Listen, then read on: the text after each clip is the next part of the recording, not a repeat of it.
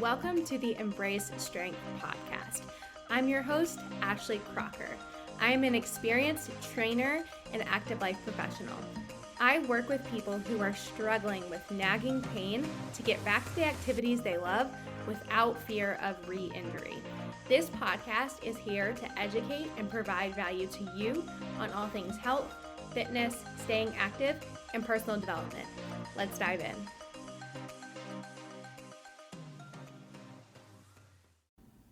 Hello and welcome back to the podcast. So today we are taking a trip down memory lane and when I first became a coach. All right. 10 years ago, I started out as a coach in the CrossFit group class space. And I think that if you have a similar background, you are probably going to resonate most with what I'm going to talk about in this episode. But even if you cannot resonate, I bet you will be able to take something out of this episode. So I would say that one of the most cringe things I did when I first started coaching was looking at somebody's PVC overhead squat to quote unquote assess them. All right. And now this is something that was happening a lot in the CrossFit space. Okay. There was like kind of these baseline assessments that we would do on new clients coming into the gym before getting them in a group class. And this came from a good place, right? Like it came from a good place of wanting to know how to best modify for this client when they got into a class. But like there were some big mistakes that were being made with the methods that we were doing, knowing what I know now. Okay. And like also 10 years later, I know way better. And like, here's an example of like why looking at someone's, overhead squat is a terrible idea of a quote unquote assessment. Because when you are watching somebody do this movement, there are multiple things going on simultaneously in order for this movement to like even happen when we're talking from an anatomical standpoint. Okay.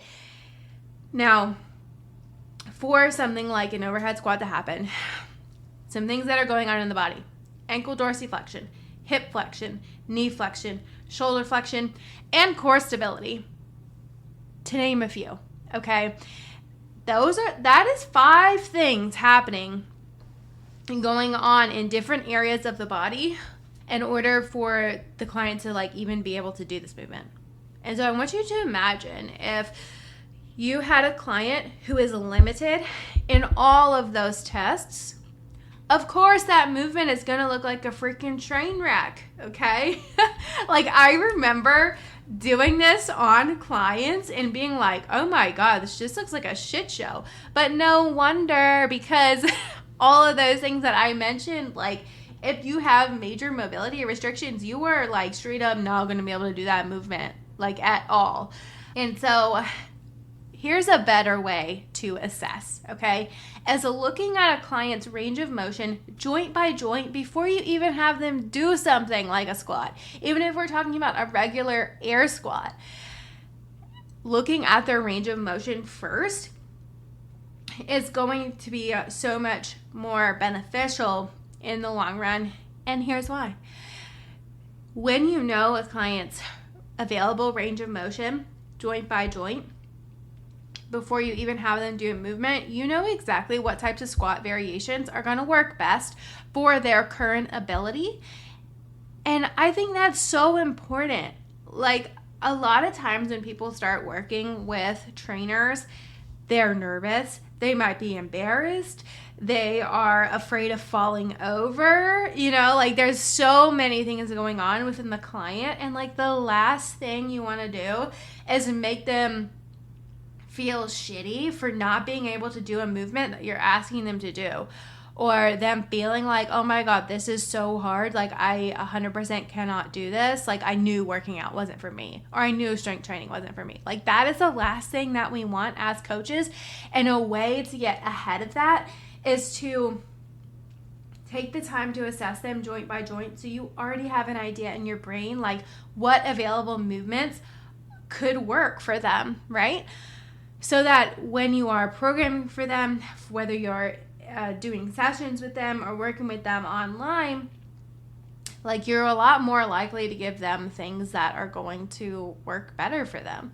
And then they are going to leave feeling empowered instead of feeling like a failure.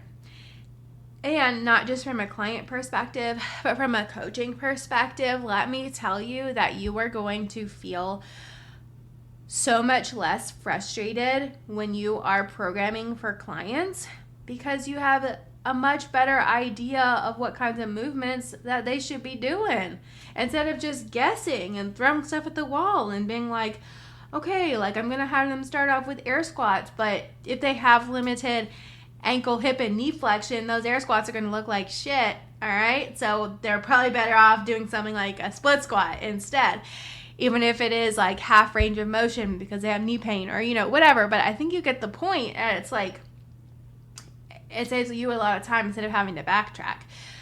And an example of backtracking could be like, okay, let's say you program these like squats for the client, and then you review their video and you're like, wow, that looks like a total train wreck. Like, let's try this other thing instead. Well, you could have just gone right to trying the split squats week 1 if you would have done more assessments in the beginning, right? So that is a way that it just saves you a lot of time as well as the coach. So I hope this was helpful for you. Maybe gave you a little bit of a laugh when I'm talking about making new clients do overhead squats. But if you are a coach listening to this and you want to learn more about being a better coach, you want more tips like this, make sure to be following me on Instagram at AshleyCrocker127. And also get on my email list to make sure you are in the know for everything I've got for coaches that is coming up. So if you want to get on my email list, click the link in the show notes or send me a DM on Instagram with your email, and I will make sure you are on there. All right, talk to you soon.